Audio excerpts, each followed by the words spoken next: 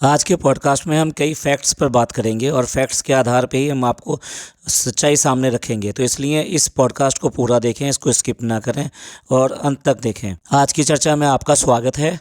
ढब्बा का जो latest vlog है एनिवर्सरी वाला, उसके ऊपर बात करेंगे। अब देखिए, ये जितनी ज़्यादा ये एडिटिंग करती है, वो इतनी ज़्यादा एडिटिंग करती है कि जो है आपको पता भी नहीं चलता कि असल में क्या है।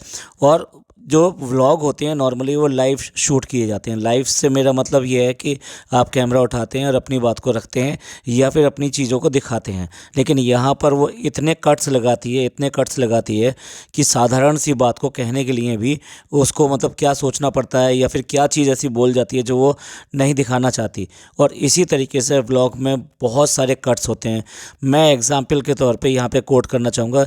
जो टाइम स्टैंड है 2.07 से लेके 2.40 के बीच, लगभग इस 33 सेकंड के इंट्रोडक्शन में, जिसमें उसने इंट्रोडक्शन दिया है, उसने 8 कट लिए हैं इसके अंदर। और वो एक सेंटेंस बोल रही है फिर कट हो रहा है, एक सेंटेंस बोल रही है फिर कट हो रहा है। आप एक साधारण सी बात को आराम से आप बोल सकते हैं और बता सकते हैं। लेकिन ये एक एग्जाम्पल के लिए मैंने ये कोट किया है कि किस तरीके से ये कट लगाकर जो अपना व्लॉग पूरा करती है और जो चीज़ असलियत में होती है वो सामने नहीं आती, जो वो दिखाना चाहती है वही आती है। अब एक और एग्जाम्पल ले लीजिए। एक तो ये एग्जाम्पल हो गया, दूसरा एक इसने शूट किया कि जब वो फ़नी जो है अपना पजामा बदल रहा है, यानी पजामा पहन रहा है, और फिर भी उसके ऊपर उसने कैमरा चला दिया। क्या उसे पता नहीं था कि वो क्या कर रहा है? और उसने मना भी किया, ये क्या कर रहे हो, बंद करो बंद करो बंद करो। लेकिन ये जो इतना सा जो फ्यू सेकंड्स का इंसिडेंट था, ये उसने व्लॉगिंग में करने के बाद में जब एडिटिंग करी तो कट नहीं किया।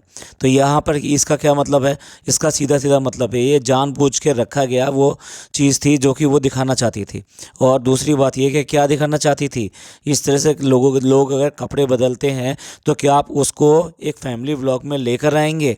बात इसकी नहीं है कि आप किसको दिखा रहे हैं किसको नहीं दिखा रहे हैं, लेकिन क्या दिखा रहे हैं ये तो इम्पॉर्टेंट है। जैसे कि बहुत सारे लोग जो हमको आके कहने लगते हैं कि जी आपको इसके ऊपर इस तरह से क्यों बोलना है, और ये तो बहुत अच्छी हैं, ये सब है वो है। तो आप देख लीजिए कितनी अच्छी हैं कि क्या ये शूट करके आपको दिखा रही हैं और क्या ये शूट करके नहीं दिखाना चाहती आपको। चलिए, जब डेटा की ही बात करिए तो अब तीसरी बात की बात करते हैं।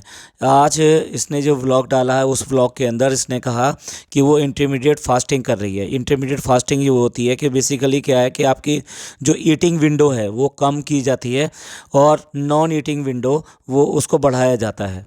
यानी कि आपका फास्टिंग टाइम ज़्यादा होता है और ईटिंग विंडो कम होती है। नॉर्मली ये जो की जाती है 16 घंटे के आसपास की जाती है, जो अच्छी मानी जाती है। Even then 14 hours is good enough to start this journey. तो अब अगर आपने 14 आवर्स का आपने लिया है, ईटिंग विंडो लिया है, आप इसमें देख लीजिए 1:15 हुए हैं जब वो उठकर आई है। और उसने ये कहा है कि सुबह से उसने कुछ नहीं खाया है और उसको जो है ड्राई फ्रूट लेने हैं, प्लस उसके तुरंत बाद ही उसको चाय लेनी है। तो ये ईटिंग विंडो आपकी जो है यहाँ पर, इसका मतलब ये है कि 1:15 के बाद में शुरू हो रही है। और ये भी कहा है, वर्ड बोला सुबह से। तो अब आप देखिए इनकी सुबह कब हो रही है। आप जब सारी रात जो जाग कर, और या फिर ये कह लीजिए कि मोस्टली टाइम आप सो कर निकाल देंगे और सुबह जो दोपहर को उठेंगे और उसके बाद में अपनी ईटिंग विंडो शुरू करेंगे, तो ये फिर जो है कहाँ से फास्टिंग होगी। देखिए, अगर आप जो स्लीपिंग टाइम है उतना ही स्लीपिंग टाइम लेते हैं और उसके बाद में जो टाइम होता है उस टाइम में से कट करते हैं अपनी ईटिंग विंडो को, तो फास्टिंग विंडो आपकी बढ़ती है। क्योंकि आप वर्किंग करते हैं तो इसलिए आपका वेट रिड्यूस होता है, क्योंकि वो बेसिकली एनर्जी जो चाहिए होती है बॉडी को, वो आपकी बॉडी से ही लेगा। तो इस तरीके से ये प्रिंसिपल होता है, इस तरह से काम करते हैं। यहाँ पर जो है ये फास्टिंग कर रही हैं, और जो फास्टिंग कर रही हैं वो इस तरह से कर रही हैं 1:15, यानी कि जुम्मे का दिन है। जो बाकी लोग हैं घर के वो नमाज पढ़ रहे हैं उस टाइम में, और उसके बाद में आप जो उठ रहे हैं, मतलब 1:15 के बाद में 1:30 के आसपास वो नमाज पढ़ते हुए भी दिखाए गए हैं। और मैं ऐसे नहीं कह रहा हूँ, वहाँ पे वॉच जो वॉल क्लॉक लगी हुई है उस पर क्लियर कट ये टाइमिंग दिखाई देते हैं।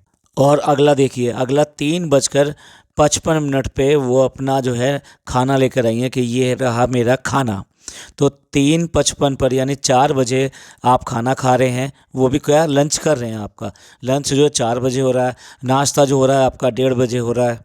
सब बेवकूफ़ बनाने के तरीके हैं। इस तरह से ना तो इंटरमीडिएट फास्टिंग होती है ना ही डाइटिंग होती है। ये डाइटिंग वाली मैडम पूछ रही हैं कि जुम्मे के दिन क्या बनाया, मूंग की दाल बनाई है। मूंग की दाल ना बना के उनका कहना है जुम्मे को तो कम से कम बिरयानी बनाई होती। तो फिर तपाक से उसको जवाब मिलता है उसके ऊपर कि कल भी तुमने बिरयानी खाई थी और परसों भी तुमने बिरयानी खाई थी, अब क्या रोज़ रोज़ आप बिरयानी खाओगे? तो ये है डाइटिंग का एग्जाम्पल। सिर्फ जो है ना नींबू पानी पीने से और कहने से इंटरमीडिएट फास्टिंग करने से ही इंटरमीडिएट फास्टिंग नहीं होगी, इसके लिए बहुत कुछ करना पड़ेगा। तो बेसिकली आपके इरादे अच्छे हैं लेकिन आपके काम बिल्कुल जो उसका कंप्लाइंस है, जो उसका आप जो करती हैं एग्जीक्यूशन करती हैं वो बिल्कुल बेकार है और वो ऐसे नहीं चलेगा जब तक आप अपने आप को नहीं रोकेंगे इससे, और आप अपने लाइफ साइकिल को, अपने टाइम साइकिल को और इसको सही नहीं करेंगे तब तक ये किसी हालत में नहीं होगा।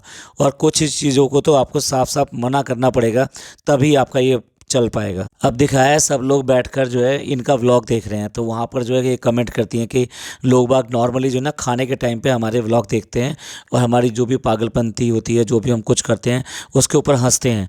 भैया हंसेंगे तो हैं ही जब आप ये सब पागलपंती करोगे। साथ साथ आप ये कह रही हैं कि मैं जो है देखो जैसे कि अभी स्पोर्ट के कपड़ों में मैं जो दुपट्टा लेकर ये इधर उधर घूम रही हूँ और शूट कर रही हूँ। एक्चुअली इसको आप जो ना पागलपंती मत कहिए, ये आपकी मजबूरी है क्योंकि आप अपने आगे के बालों को नहीं दिखाना चाहते, इसलिए हर समय आपने सर पे दुपट्टा डालना है। प्लस ब्लॉगिंग के टाइम पर, क्योंकि ये व्लॉग जो है ये सबके पास जाएगा और उन मुस्लिम्स जितने भी व्यूवर्स हैं उन सब के पास भी जाएगा, तो उनके पास में एक अच्छी इमेज दिखाई देगी कि दुपट्टा सर पे रखकर हमेशा रहती है, बिना दुपट्टे के कभी नहीं रहती। वो बात दूसरी है, कभी आपने हिजाब का भी नारा लगाया था, नारा वर्ड गलत है, मैं माफ़ी चाहता हूँ इसके लिए क्योंकि ये इस्लाम की बहुत बड़ी नेमत है, लेकिन उसको इस तरह से कहना ये गलत है। लेकिन आपने तो ऐसा ही किया था ना, तो आपने ये लगाया था, लगाने के बाद में उसके बाद में उसकी धज्जियाँ उड़ा दी, उसकी जितनी भी स्पिरिट थी वो पूरी की स्पिरिट ख़त्म कर दी और अब आप आ गई हैं सिर्फ दुपट्टे पर। तो ये तो बेसिकली आपकी मजबूरी है, यह पागलपंती नहीं है, क्योंकि कुछ चीज़ें आप छुपाना चाहती हैं और कुछ चीज़ें जानबूझकर दिखाना चाहती हैं जिससे कि व्यूवर्स आपके नंबर्स बढ़ाएं या फिर आपको अच्छा कहें। हमें अच्छा कहने में कोई प्रॉब्लम नहीं है, आपको लोग अच्छा कहें, बहुत अच्छा कहें, ये अच्छी बात है, लेकिन आप उसको दिखाएं तब अच्छा कहें या वास्तविक ज़िंदगी में आप अच्छे हैं तब अच्छा कहें, इसमें बहुत फ़र्क पड़ता है। अच्छा, अब मैडम का ये भी कहना है कि डब्बा जी का कि इधर उधर जाना पड़ता है और उसकी वजह से सारा का सारा जो प्रोग्राम डिस्कस हो जाता है ये भी नहीं पता चलता, फिर अब कहाँ से शुरू करें, क्या करें। भैया ये रायता किसने फैलाया? ये रायता आपने तो फैलाया है।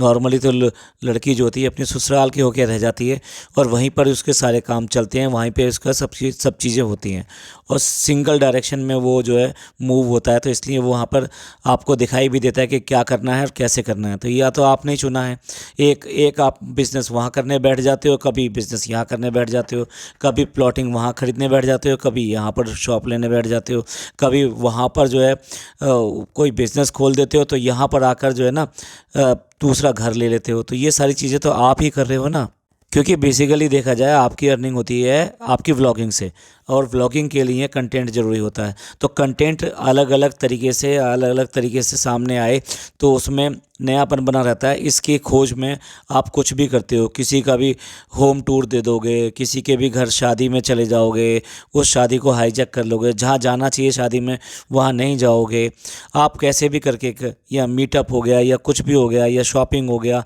या फिर जो है वही अपने ससुराल, अपना घर, अपना मायका, अपना ससुराल, तो इस सब में करके आप कंटेंट ढूंढते रहते हो। गुटका किंग कह रहा है कि पैसे ख़त्म हो गए इसलिए उसने सोफ़ा नहीं लिया। अब आप देखते रहना कि कितनी जो ज़्यादा ये शॉपिंग करते रहते हैं, जब ज़रूरत नहीं होती तब भी शॉपिंग करते हैं। और हाँ, अब जब शॉपिंग की बात आई है तो वो शॉपिंग करने निकले हैं क्योंकि रमज़ान आ रहा है, रमज़ान के लिए कुछ कपड़े लेने हैं, अपने लिए कपड़े लेने हैं, भाभी के लिए कपड़े लेने हैं, इनके लिए लेने हैं। अब एनिवर्सरी भी जो है मनानी है, अब एनिवर्सरी मनाने के लिए भी तो उनको गिफ्ट चाहिए, ये सब चाहिए। तो देखिए वहाँ पर जो है शॉप बदल जाती है। जब आपको एनिवर्सरी है उन सब के गिफ्ट के लिए चाहिए तो आप मॉल में पहुँच जाते हैं, क्योंकि आपको ही पता है कि भाभी और भैया को मॉल से नीचे कुछ भी पसंद आने वाला नहीं है। जब तक कि वहाँ ब्रांड वैल्यू नहीं होगी तब तक उनको गिफ्ट जो है अच्छे नहीं लगेंगे। तो इसलिए आप जो है वहाँ आप गिफ्ट लेने के लिए वहाँ पहुँच गए हैं। अब प्रिपरेशन कर रहे हैं उस एनिवर्सरी की, जो एनिवर्सरी 3 दिन पहले निकल चुकी है। तो उस एनिवर्सरी की जब प्रिपरेशन कर रहे हैं तब उन्हें याद आता है कि भाई को सपोर्ट करना है, और वर्ड देखिए उनके, भाई को आपको सपोर्ट करना ही पड़ेगा। मैं कह रही हूँ आपसे, इसलिए आपको सपोर्ट करना ही पड़ेगा। अगर आपने मेरे जो व्लॉग देखे हों, आपको कभी भी मेरे व्लॉग देख के हंसी आई हो, कभी आपका मूड फ्रेश हो गया हो, कभी आपको मेरे व्लॉग पसंद आए हों, तो आप प्लीज़ प्लीज़ प्लीज़ प्लीज़ ये प्लीज़ प्लीज़ प्लीज़ जो है मैडम से सीखा है, वोट करिए और मेरे भाई को जिताइए। ट्रॉफ़ी हमारे ही घर में आनी चाहिए। यहाँ कहीं पे भी उनकी जो डांसिंग स्किल है उसके बारे में कोई बात नहीं हो रही है, सिर्फ़ और सिर्फ इस बात के लिए बात हो रही है क्योंकि मेरा भाई है, इसलिए आप उसे जिता दो और उसको ट्रॉफ़ी दिलवा दो और ट्रॉफ़ी जो है मेरे घर पे ही आनी चाहिए। आप इन्फ्लुएंसर हैं, आप दूसरों को क्या समझा रही हैं, क्या संदेश दे रही हैं कि हमको सही चलना चाहिए या गलत चलना चाहिए। आपका भाई भी कहता है कि सही चीज़ कीजिए, गलत चीज़ मत कीजिए, और खुद ही जो है ये सारे की सारी फैमिली मिलके गलत चीज़ करने को बोल रही है कि डांसिंग को बिल्कुल भी प्रेफरेंस मत दीजिए, सिर्फ और सिर्फ हमको प्रेफरेंस दीजिए, जो हम कह रहे हैं सिर्फ वही कीजिए और हमको ही वोट कीजिए और हमको ये ट्रॉफ़ी उठा कर दे दीजिए। जैसे स्टारलेट की ट्रॉफ़ी हम जो है वहाँ से ख़रीद के ले आए थे, ऐसे हम दूसरी ट्रॉफ़ी अब खरीदने जा रहे हैं। वहाँ पर पूरी बिरयानी और ये सब फैला के और पता नहीं क्या क्या उनको इन्फ्लुएंस किया है, सो दैट जो है वो आपको ये ट्रॉफ़ी थमा दें। और अब जो डांस परफॉर्मेंस हुई है उसमें भी वो पार्शियल कर रहे हैं। तो इस तरीके से सिर्फ और सिर्फ ट्रॉफ़ी आनी चाहिए, डांस चाहे कुछ भी हो जाए। अब भाई उसको वोट का समंदर पार करा दो और उसको ट्रॉफ़ी दिलवा दो, तभी जो है आपको जो है वो खुश होगी। और मतलब अब लोग तो ऐसे हैं ना, इसके पीछे पागल हैं, तो अब खुश करने के लिए वो भी लग जाएंगे। जैसे कि हम देख रहे हैं 8-8 10-10 मोबाइलों से हो रहे हैं, और कोई कह रहा है मैंने इतने हज़ार कर दिए, कोई कहता है मैंने इतने हज़ार कर दिए। कह रही है कि भाई ने सब कुछ छोड़ दिया इस सब के लिए और बस इसी के पीछे लग गए हैं। भैया दूसरे कंटेस्टेंट क्या मतलब जो है वहाँ पे जो तमाशा देखने के लिए आए हुए हैं वो भी इतनी ही मेहनत कर रहे हैं, और किसी ने, मेरे को तो समझ में नहीं आता वो जजेस भी कैसे हैं, इनको दूसरों की बीमारी दिखाई नहीं देती, इनकी बीमारी दिखाई देती है। एक और सीख ले लो, दूसरी सीख ये मिल रही है कि एनिवर्सरी कभी भी हो, लेकिन जब आपका मन हो तभी आप जो है उसको सेलिब्रेट कर लो।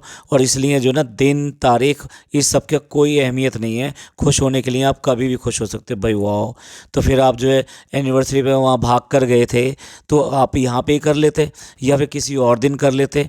और अभी जब ये वाला जो एंगेजमेंट था आपका, 2-2 शादियों का एंगेजमेंट था, एक शादी का उधर था एक शादी का इधर था, तो क्या आपने कर लिया था, दूसरा भी कर लिया था क्या?